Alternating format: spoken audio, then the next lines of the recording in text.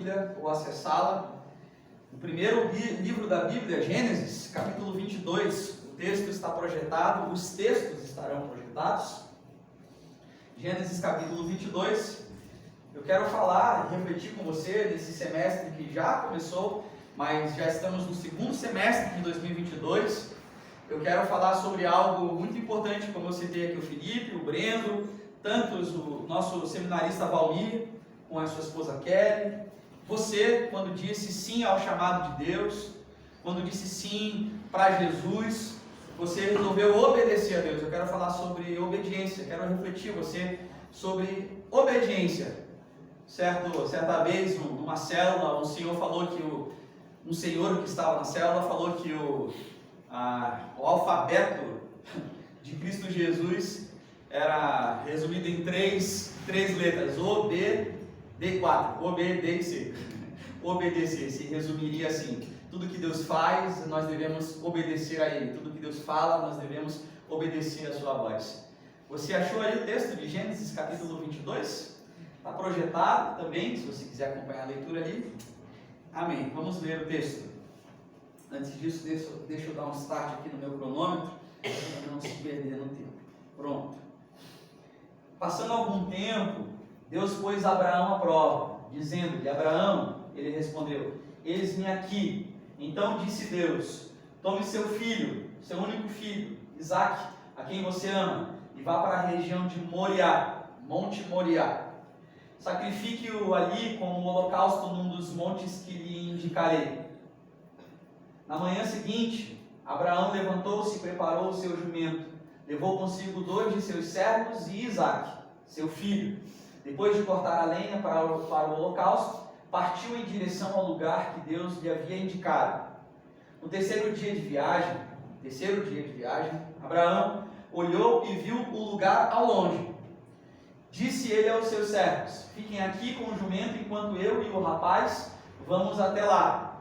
Depois de adorarmos, voltaremos. Abraão pegou a lenha para o holocausto e a colocou nos ombros de seu filho Isaque. E ele mesmo levou as brasas para o fogo e também uma faca, o Isaque. E caminhando os dois juntos, Isaque disse a seu pai Abraão: meu pai? Sim, meu filho, respondeu Abraão. Isaque perguntou: as brasas e as lenhas estão aqui, mas onde está o cordeiro para o holocausto? Respondeu Abraão: Deus mesmo há de prover o cordeiro para o holocausto, meu filho. E os dois continuaram a caminhar juntos. Quando chegaram ao lugar que Deus lhe havia indicado, Abraão construiu um altar ali e sobre ele armou a lenha. Amarrou seu filho Isaque e o colocou sobre o altar, em cima da lenha.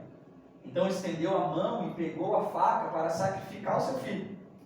Mas o anjo do Senhor o chamou do céu: Abraão, Abraão. Eis-me aqui, respondeu Abraão. Não toque no rapaz, disse o anjo.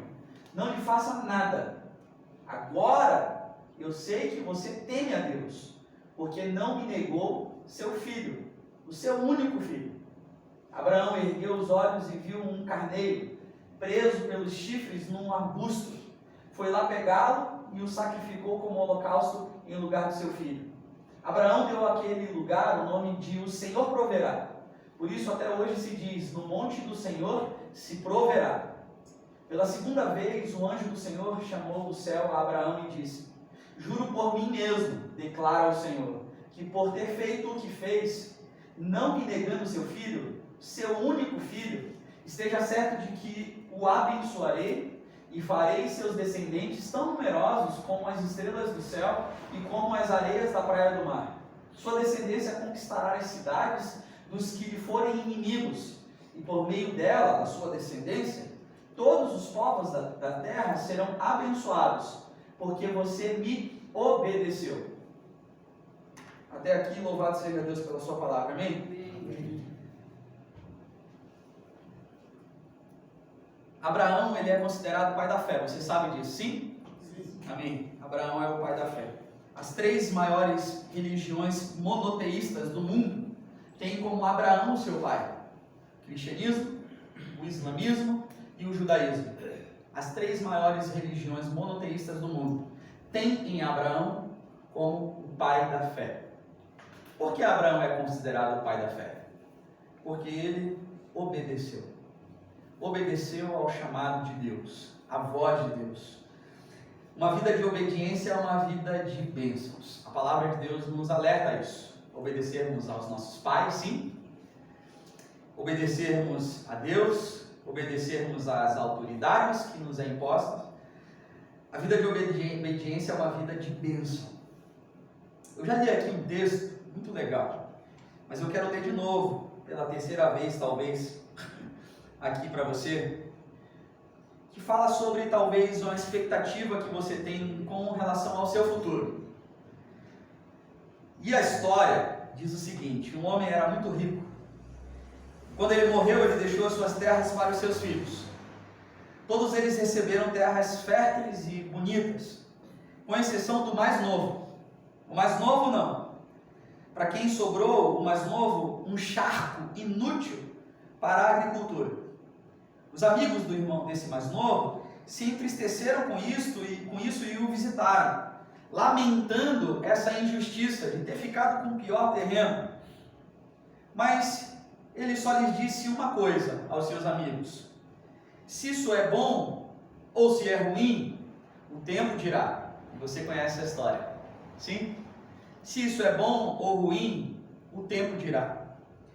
Passou-se um ano. Uma seca terrível se abateu sobre o país e as terras dos seus irmãos foram devastadas. As fontes secaram, os pastos ficaram esturricados, os gados morreram. Mas o charco do irmão se transformou num oásis fértil e muito bonito. Ele ficou rico e ele comprou um lindo cavalo branco por um preço altíssimo.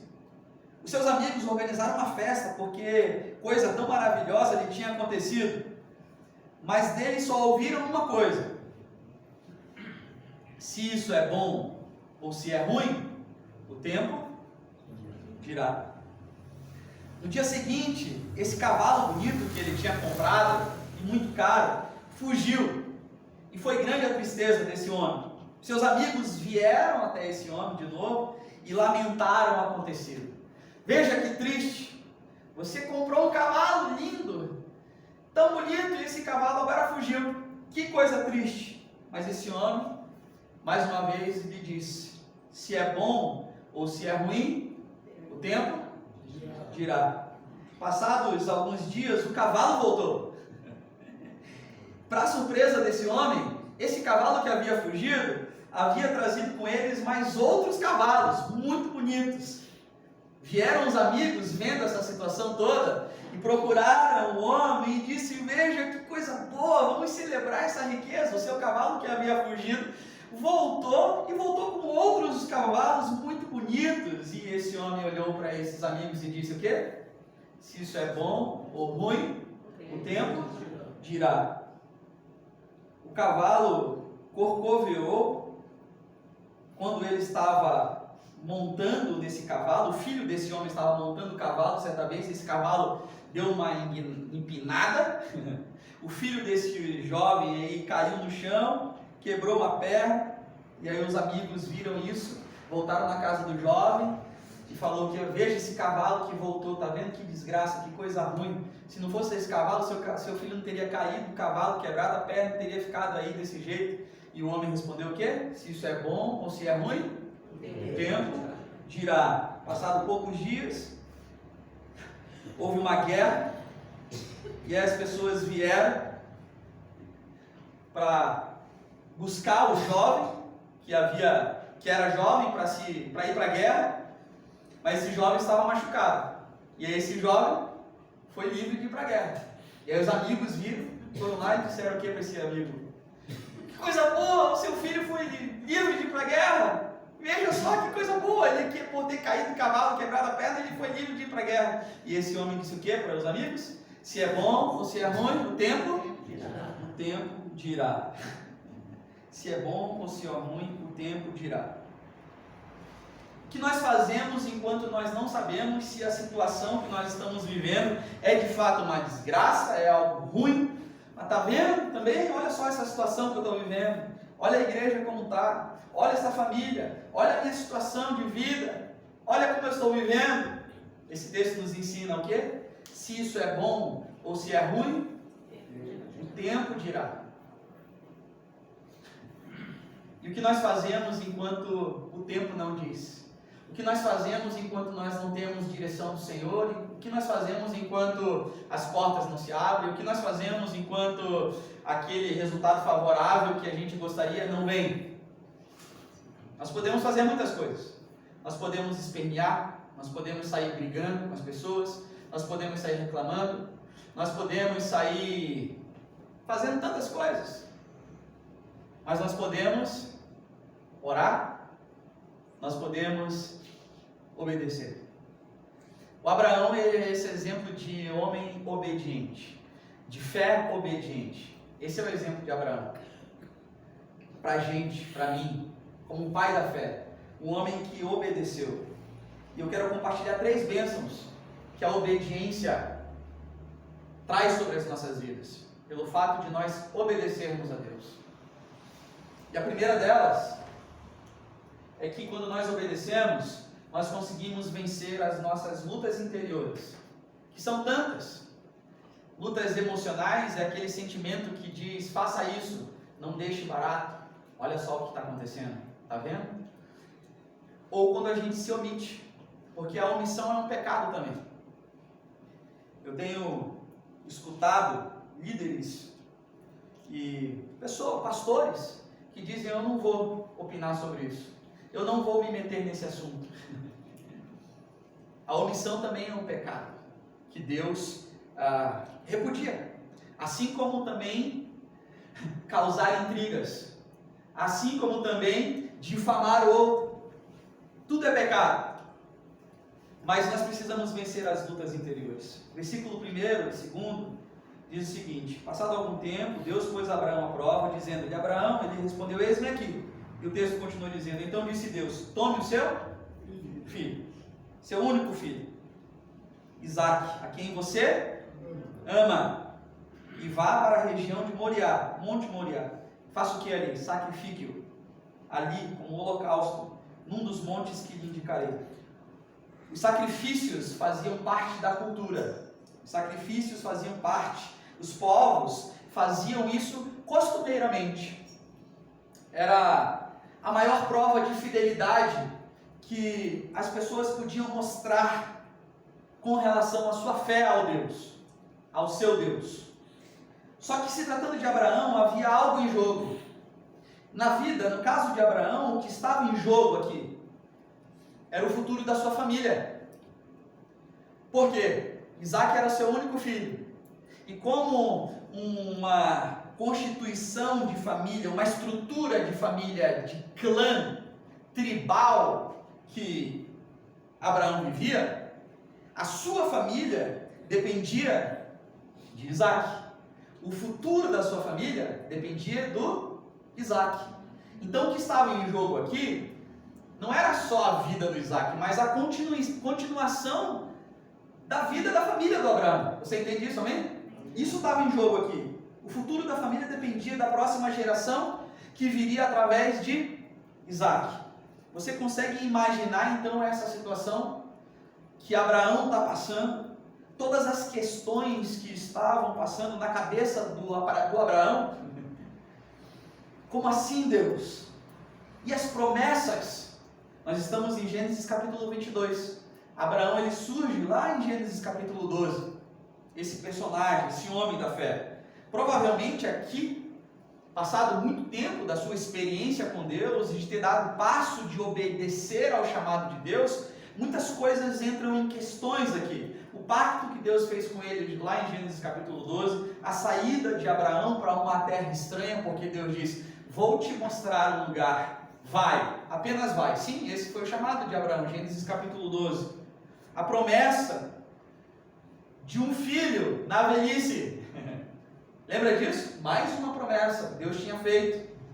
Finalmente, com 100 anos de idade, a história diz que Abraão tem o seu filho, o Isaque. E agora? Deus pede para sacrificar o seu único filho. Essa foi a maneira que Deus usou com Abraão para provar a Abraão, para provar se Abraão tinha entendido de fato o que era realmente confiar em Deus. Essa foi a maneira que Deus usou para provar Abraão, para provar a confiança de Abraão. E aqui eu já aprendo uma lição, que é na hora da provação, do desconforto, da crise, do problema, do diagnóstico ruim, da falta do outro que não está mais presente fisicamente conosco. É na hora difícil, de angústia, que nós descobrimos que tipo de relacionamento nós temos com Deus. É na hora difícil que nós descobrimos que tipo de relacionamento nós temos com Deus. Na hora do bem bom a gente sabe, tá tudo bem, não é verdade? Água de coco, né, Leão? Água de coco na beira do mar, não? Uma coberta quentinha, é ou não é? Tá tudo bem, mas é na hora da dificuldade que a gente descobre que tipo de relacionamento que a gente tem com Deus. Gênesis 22 nos mostra essa confiança entre pai e filho, e também nos mostra o que o Calvário, conhece o Monte do Calvário? O monte em que o nosso Senhor e Mestre Jesus Cristo foi sacrificado, mostra também o que o Calvário significou para o Pai Celeste, para o nosso Pai Celeste, Deus.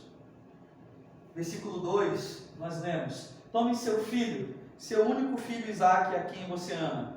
O que o Monte Moriá significou em agonia e em dor no coração do pai Abraão, nós podemos multiplicar por 1000, por milhares, por milhões de vezes o que o Monte Calvário significou para Deus.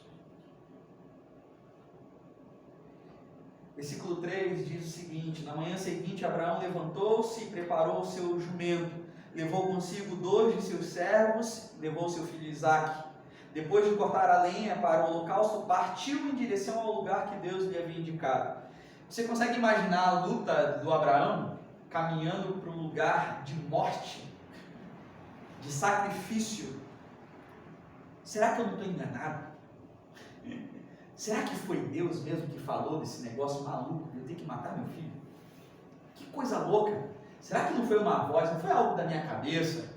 Será que não foi o sol muito quente que está batendo aqui na minha cabeça e está me deixando, fazendo enxergar coisa e ouvir coisa de onde não tem? Você consegue imaginar a aflição do Abraão? Foi Deus mesmo que falou? Você já se perguntou fazendo essa mesma pergunta? Será que Deus está nisso? Será que foi projeto de Deus mesmo isso? Meus primos estão aqui hoje, né, primo? Será que foi projeto de Deus mesmo sair lá de Belém e vir tentar a vida nova aqui? Nós estamos orando por vocês toda quarta-feira, né, irmão Miriam, Ader, né? Tá aqui meus primos, vem dar um beijo neles depois. Será que foi coisa de Deus isso? Não é verdade? E agora? 3.300 quilômetros. E você tem o seu ponto de interrogação aí. Será que Deus está nisso mesmo? O Valmir está no penúltimo ano da faculdade teológica. Nossa, eu fiquei pensando que vem é um ano decisivo. Eu fico pensando quantas questões não passam, quantas provações. Meu Deus, será que Deus me chamou mesmo? Eu lembro em 1997, quando o pastor Jason Butler, cruz aqui lá da nossa igreja, minha família conhece, fez um apelo na igreja, num culto como esse nosso. E ele disse assim: você quer entregar a sua vida para missões? Ele era americano. E aí eu levantei, 1997, e fui lá sem entender muito bem. Desde então Deus começou a fazer muitas coisas e também muitos pontos de interrogação passaram na minha cabeça. Será que Deus está nisso mesmo? Será que esse é o caminho mesmo? Você tem o seu será, não tem? Hoje mesmo deve ter feito algumas perguntas no seu coração e a intenção é essa, provocar mesmo. Será que Deus está nisso mesmo? Através dos anos, Abraão tinha aprendido uma grande lição. E essa é uma lição que o tempo vai nos ensinar. A confiarmos em Deus. O tempo tem esse poder de reajustar as coisas. O tempo tem esse poder. Não tem, irmão Jorjão? Quantos anos aqui na vida dessa igreja? Não é, irmão Jorjão? E quantas coisas Deus já fez e continua fazendo, amém? Amém. O tempo vai ajustando as coisas. E de repente a gente olha para trás e vê como eu fui desesperado naquele momento, né, amor? Como eu fiz bobagem naquele tempo ali, como eu não entendi a vontade de Deus. Através dos anos, Abraão tinha aprendido a confiar em Deus. Por isso, a importância de cultuarmos a Deus. Por isso, a importância de estarmos em comunhão, como nós cantamos aqui, comunhão. Por isso, a importância da hora silenciosa. Por isso, a importância do tempo com Deus. Por isso, a importância de separarmos tempo em oração. Deixa eu ler algo para você que a minha devocional falou para mim essa semana e eu salvei. Aquele que foge de Deus pela manhã, dificilmente irá encontrá-lo no restante do dia. Aquele que foge de Deus pela manhã, dificilmente irá encontrá-lo no restante do dia. John Bunyan, teólogo alemão. Você tem procurado conhecer a Deus dia a dia mais e melhor? Como está a sua busca pelo conhecimento de Deus? Como você tem se relacionado com Deus? Como tem sido a sua relação com Deus? Você tem se relacionado com Deus como um pronto-socorro? Quando as coisas estão difíceis, aí você vai, você ora, aí vem no grupo de oração, aí você acorda mais cedo ou dorme mais tarde, aí você pede para os irmãos orarem. Você tem se relacionado com Deus como vovô? Porque a casa do vovô e a casa da vovó é casa boa, né, prima? A nossa família, o núcleo da nossa família Lima, que estamos aqui, que é a família por parte da minha mãe e da minha tia, é muito núcleo de casa de vó. Todo final de semana, né, prima? É casa de vô e vó, da vó. Que a minha avó está viva ainda, você também conhece a minha avó, já esteve aqui, minha avó Inertina. Você tem se relacionado com Deus como vovô, como vovó? Em que quando você precisa de algo, você corre para ele, porque é assim casa de vô e vó, né? Chega o netinho, pede com um jeitinho para vô e vó, o que vô e vó faz? Hein, irmão Jorjão? Dá, é lógico. Vô e vó cede. É assim que você tem se relacionado com Deus? Ou você tem se relacionado com Deus como Pai Celeste? Pai Celeste, que Ele é justo, Ele é amoroso, Ele é fiel, tudo Ele sabe, está no controle de todas as coisas, Ele tudo sabe, Ele tudo pode. Ele é o Deus de Abraão. Como você tem vivido com o seu Deus? Abraão sabia que o seu Deus era Pai Celeste. Por isso, ele pôde confiar em Deus. E você? Como tem se relacionado com esse Deus? É muito interessante que existe um grande paralelo entre o Monte Moriá e o Monte do Calvário. Abraão andou 3 dias, foi o que o nosso texto disse, não foi? Ele caminhou 3 dias com seu filho. Você consegue imaginar a agonia de um pai caminhando diante de um lugar de morte com seu filho? Que agonia! Você consegue parar para pensar no Abraão assim, questionando e conversando com Deus? Por que não um lugar mais perto, Deus? Agora pense, você caminhar 3 dias. Deus, por que você não podia aqui hoje mesmo? E eu fazia aqui um monte, aqui no quintal de casa. Não, tem que caminhar 3 dias. Ele olhava para os montes, ele olhava para as planícies, olhava para a natureza e ele seguia em direção a esse lugar. Consegue imaginar isso? Que agonia! Isso tem um eco extraordinário anos depois, quando Jesus é sacrificado. Da mesma forma. 3 dias entre a decisão de sacrificar Isaac e ter a vitória sobre a morte. 3 dias para provar a sua obediência a Deus. E Jesus Cristo, você consegue ver o paralelo? 3 dias entre a crucificação, a morte e a ressurreição. Você tem sido obediente a Deus mesmo em meio às dificuldades? Porque Abraão obedeceu, ele obteve a vitória. Porque Jesus obedeceu ao Pai, ele teve vitória. A segunda lição que eu aprendo com Abraão é que a obediência revela a nossa fé. Isso é muito interessante. Disse Abraão aos seus servos: fiquem aqui com o jumento enquanto eu e o rapaz vamos até lá. Depois de adorarmos, nós voltaremos. Abraão não sabia como, Abraão não sabia quando ou onde Deus faria o milagre. O que Abraão sabia? Que Deus faria algo. Abraão sabia disso. Ele nem mesmo sabia se Deus faria um milagre. Abraão não sabia disso. Mas Abraão sabia que o seu Deus era o Deus dos milagres. Isso Abraão sabia, porque ele já tinha vivido essas experiências de milagres com o seu Deus. Você tem essa mesma convicção com relação ao seu Deus? Fé, o pai da fé nos ensina, é confiar que Deus fará tudo o que for necessário. Mesmo que no momento nós não consigamos entender o que Deus irá fazer, mas nós sabemos que Deus fará. Isso é fé. O autor da carta aos Hebreus colocou Abraão, o pai Abraão, na galeria dos heróis da fé. E lá em Hebreus capítulo 11, ele menciona o Abraão. Eu quero te convidar a ler junto comigo esse texto. Vamos ler em voz alta? Pela fé, Abraão, quando Deus o pôs à prova, ofereceu Isaque como sacrifício. Aquele que havia recebido as promessas estava a ponto de sacrificar o seu único filho, embora Deus tivesse lhe dito: por meio de Isaque a sua descendência será considerada.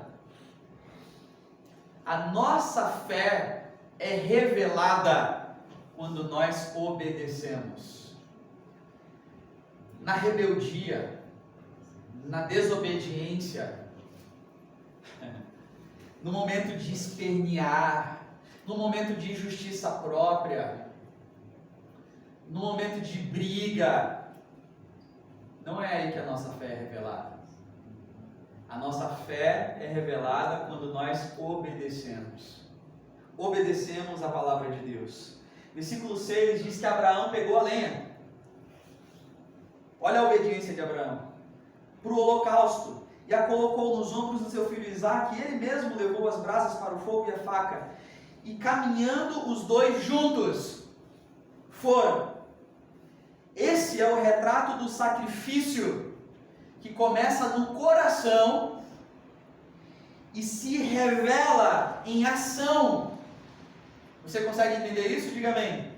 Esse é o retrato do sacrifício que começa no coração e se revela, se transforma em ações práticas. Porque é fácil nós falarmos de uma fé. É fácil nós omitirmos opinião sobre a fé alheia, sobre o modo que o outro vive. É fácil. Está aí as redes sociais para isso. Todo mundo dá opinião de tudo, todo mundo sabe sobre tudo. Mas é difícil nós revelarmos a nossa fé, a fé bíblica, cristã, do Cristo, essa fé de Abraão, do pai Abraão, em ações práticas. Caminhando juntos em obediência, os dois foram em conformidade com o que Deus diz. Foi assim, por exemplo, você lembra do homem rico? Lembra da história que Jesus conta? Sobre um homem rico que tinha muito dinheiro, e aí ele veio até Jesus e perguntou o que precisava para ele ganhar a vida eterna. E aí Jesus olha para ele e diz: vai, vende tudo que você tem, dá aos pobres e siga-me. E aí esse homem, por ser muito rico, ele foi embora, saiu da presença de Jesus triste. Triste. A história que Jesus diz termina dessa forma. O homem rico sai da presença de Jesus triste. Qual foi o problema? Dele ter muito dinheiro? Lógico que não. O problema foi ele ser rico? Lógico que não. O problema do homem rico não era ele ter dinheiro, mas era ele viver em função do dinheiro. Você entende isso? Amém? Como que você tem agido na sua vida? Como homem rico, que preferiu coisas deste mundo ao invés de viver as coisas de Deus?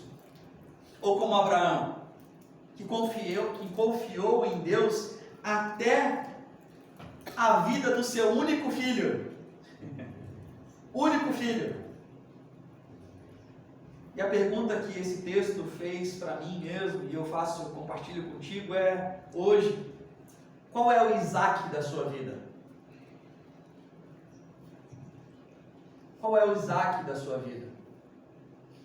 São os seus planos futuros? É o seu esposo, é a sua esposa? São os seus filhos? É a sua carreira? É a sua vida profissional? Qual é o Isaac da sua vida? Aquilo que você precisa colocar no altar de Deus, sacrificar, entregar, confiar a Deus, dizendo como Abraão: não tenho medo de perder o meu Isaac, porque eu confio no teu poder, Senhor. Quem pode saber o preço que Abraão pagou para chegar até esse ponto de obediência a Deus? Não é que Abraão não amasse Isaac, porque o texto diz que Abraão amava o seu filho Isaac. Mas Abraão confiava em Deus. Você entende isso, amém? Abraão confiava em Deus. Vamos ler juntos a palavra de Jesus? Pois quem quiser salvar a sua vida, a perderá. Mas quem perder a sua vida por minha causa e pelo Evangelho, a salvará. Você obedece a Deus pela fé? A sua fé tem sido mostrada, revelada em ações práticas? Em ações práticas. Confiando que Deus sabe o que Ele faz em todas as coisas. Deus sabe o que faz. Deus está no controle de todas as coisas. Ele sabe o que faz. Você precisa confiar nisso. Sua fé tem sido revelada através de ações motivadas pela obediência a Deus e a sua palavra. E há uma terceira e última lição que eu quero compartilhar contigo. A obediência nos ajuda a experimentar a intervenção de Deus. Quando nós obedecemos a Deus, confiamos a Ele, todas as coisas, Deus ele vem com a sua intervenção. Aí nós experimentamos o milagre do Senhor. Aí nós experimentamos o mover de Deus. Aí nós experimentamos o avivamento de Deus, a cura de Deus. Eu gosto muito de lembrar que foi num momento de entrega que Deus fez, acredito eu,